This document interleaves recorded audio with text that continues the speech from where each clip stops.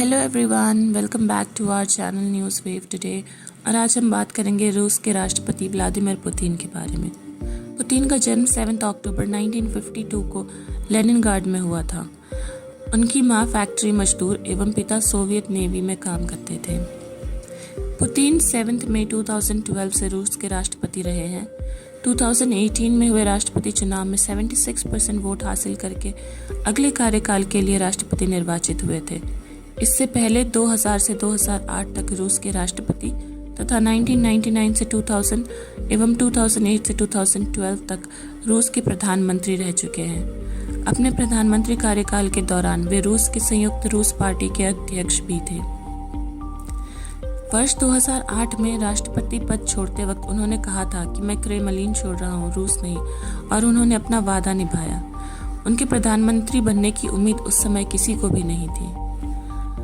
Putin की सत्ता में आने के बाद रूस की अर्थव्यवस्था में जबरदस्त सुधार देखा गया है, जिसमें अहम योगदान तेल और गैस की बढ़ती कीमतों का है। इसमें संदेह नहीं है कि वो जो भी फैसला लेते हैं वही होता है।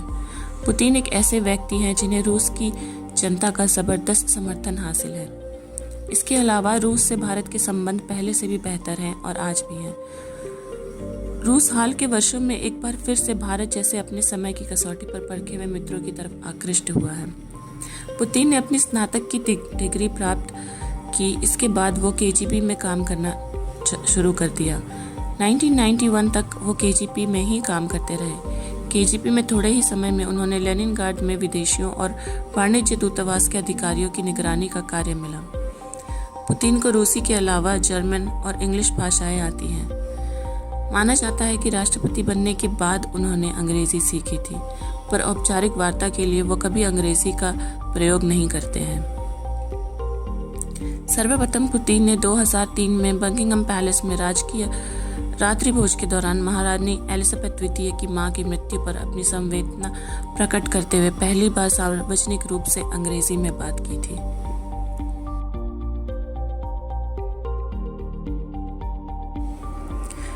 सत्रह साल तक पुतिन रूस की इंटेलिजेंस एजेंसी केजीबी का हिस्सा रहे हैं। ये सोवियत संघ के ज़माने की एक एजेंसी है जो अमेरिकी एजेंसी CIA के बराबर समझी जाती है। केजीबी की ही कोल्ड वॉर का जिम्मेदार माना जाता है और ये एजेंसी कई स्पाई नॉवेल्स और फिल्मों को प्रेरणा देती है। पुतिन जिस समय केजीबी में थे उन्हें कड़ी मेहनत करने और कानून पढ़ने के लिए कहा जाता था। लेनिनग्राड यूनिवर्सिटी से पुतिन ने लॉ की पढ़ाई की। इसके बाद 17 साल तक वो एक एजेंट के तौर पर काम करते रहे। पुतिन ने एक बार कहा था कि साल 2000 के बाद उन्होंने सोवियत संघ के नेताओं की कोई भी किताब नहीं पढ़ी है। उनका मानना था कि ऐसे लोग जिन्होंने अपनी मातृभूमि को धोखा दिया है वो किसी काम के नहीं हैं। 1991 में पुतिन ने केजीबी से इस्तीफा दे दिया था और सेंट पीटर्सबर्ग वापस आ गए थे।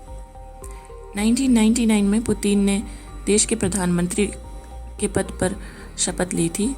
इसके बाद इसी साल दिसंबर में अचानक येलित्सिन ने अपना पद छोड़ने का ऐलान किया और पुतिन राष्ट्रपति बन गए। हालांकि 2000 में उन्होंने राष्ट्रपति का चुनाव भी जीता। साल 2004 में उन्होंने दूसरी बार राष्ट्रपति का कार्यकाल संभाला। साल 2008 में दिमित्री मेदवेदेव को राष्ट्रपति बनाया गया और पुतिन प्राइम मिनिस्टर रहे। 2012 में पुतिन ने 6 साल तक राष्ट्रपति का कार्यकाल अपने नाम कर लिया। तब से ही पुतिन देश के राष्ट्रपति हैं। इस साल 10 सालों में वो काफ़ी ताकतवर हो चुके हैं। हालांकि यूक्रेन की जंग के बाद रूस में ही उनकी लोकप्रियता में कमी आने लगी है। पुतिन फाइटर जेट्स तक उड़ा सकते हैं और उन्हें F1 का भी शौक है।